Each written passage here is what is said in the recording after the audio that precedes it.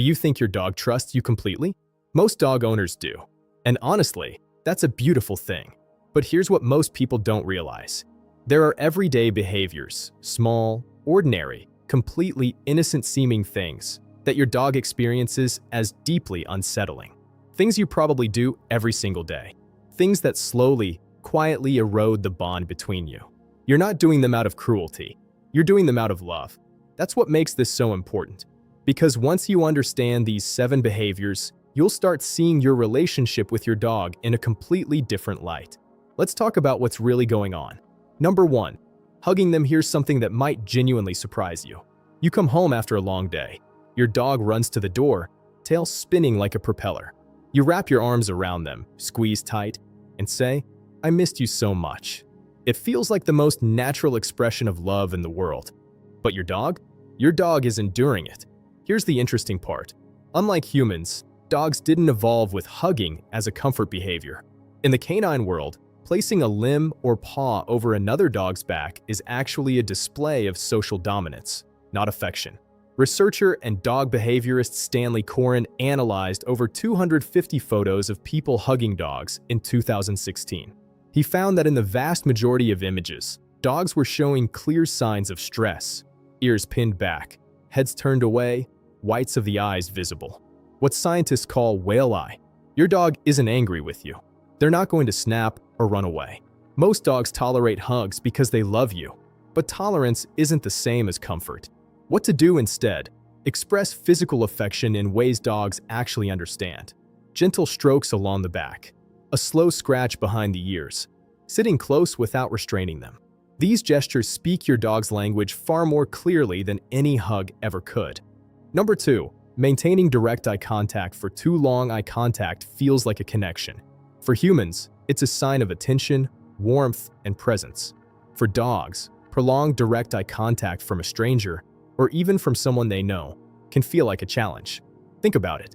You've probably seen 2 dogs lock eyes before a fight breaks out. That's not a coincidence. In dog social language, a hard, unblinking stare is a signal of confrontation. Now, this doesn't mean your dog is afraid of you when you look at them. Dogs who share a deep bond with their owners do make loving eye contact. And research has shown this actually releases oxytocin, the bonding hormone, in both the dog and the human. That's remarkable. But there's a difference between a soft, warm gaze and a long, unblinking stare, especially in moments when your dog is already anxious or uncertain. And if you think that's surprising, wait until number 5. What to do instead? Let your dog break eye contact first in tense moments. When you want to connect, soften your gaze. Blink slowly. Look away occasionally. These are calming signals in dog language, and your dog will feel the difference. Number 3, punishing them after the fact. You come home. There's a chewed-up cushion on the floor. You point at it, lower your voice, and say their name in that tone. Your dog's ears drop. Their tail tucks. They look guilty. So they knew they did something wrong, right? Not exactly. Here's what most people don't realize. Dogs live almost entirely in the present moment. Unless punishment comes within 1 or 2 seconds of the behavior, they have no psychological ability to connect the correction to the action. What they do connect it to is you, arriving home, in this mood, in this tone of voice. A 2009 study published in the journal Applied Animal Behavior Science found that dogs showed submissive body language, the classic guilty look, based on whether their owner appeared upset, not based on whether the dog had actually done anything wrong.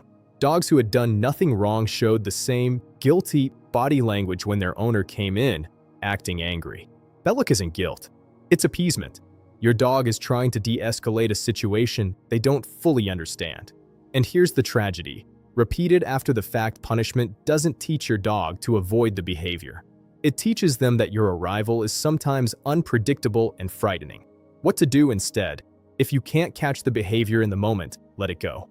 Focus on preventing future opportunities and rewarding the behavior you want. Your dog learns through clarity and consistency, not confusion and fear. Number 4, being inconsistent with rules. On Monday, you let them on the sofa. On Wednesday, you shout at them for jumping on the sofa. On Friday, you're tired, so you let it slide again. To you, this seems minor. You're just going with the flow. To your dog, this is deeply disorienting. Dogs are pattern-seeking creatures. They need consistency to feel safe.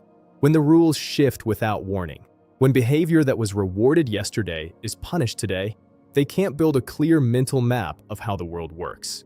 And when the world feels unpredictable, anxiety fills the gap.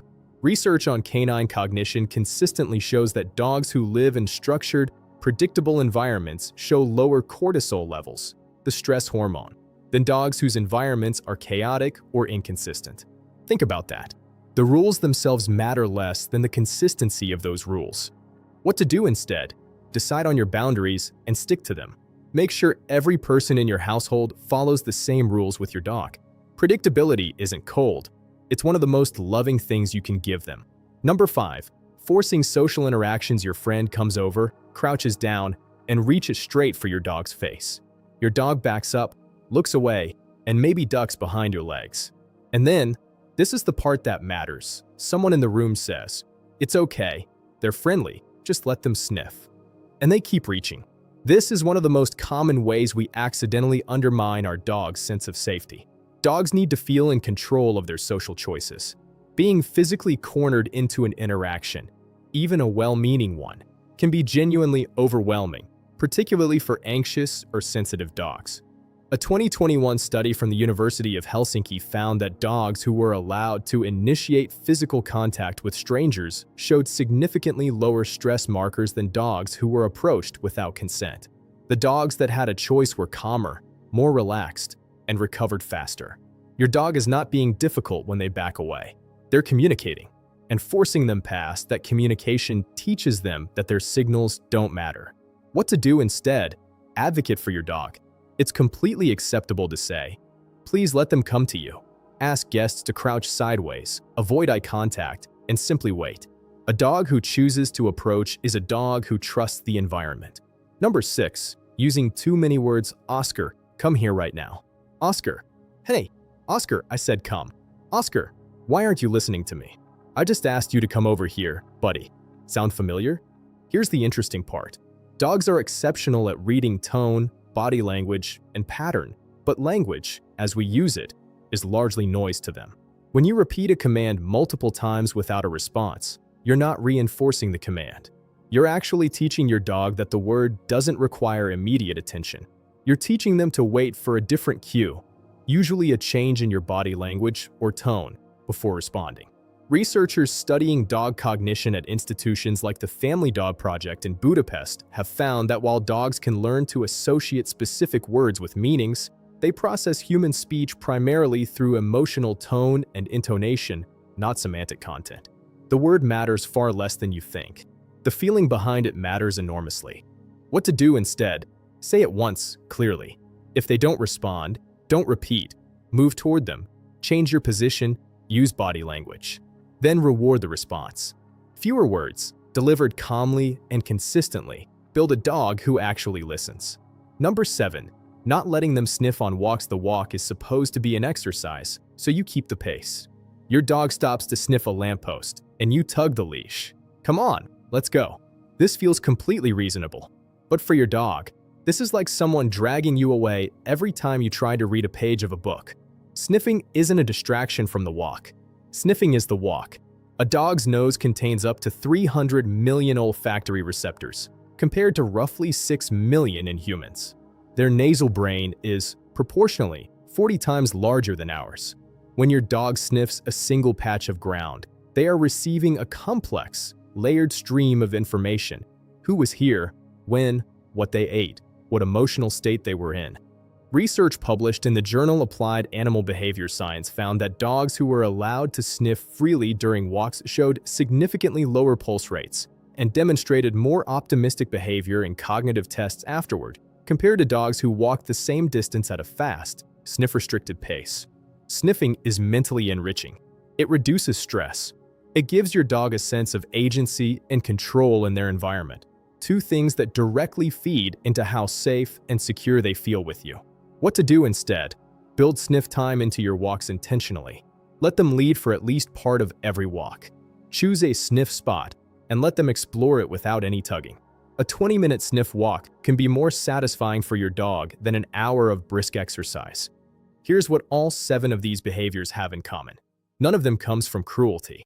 Every single one comes from love, just love expressed in a language your dog doesn't fully speak. And that's the real shift that happens when you start understanding dog behavior on a deeper level. You stop asking, "Why won't my dog listen to me?" and start asking, "What is my dog trying to tell me?" The relationship changes. The trust deepens. The connection becomes something quieter and warmer and more real than most people ever get to experience with their dog. Your dog has been trying to communicate with you every single day. Now you can start to hear them. If this made you see your dog a little differently, subscribe and explore the other videos on this channel. Every one of them is built around the same idea. Understanding your dog isn't just fascinating. It's how the real bond begins.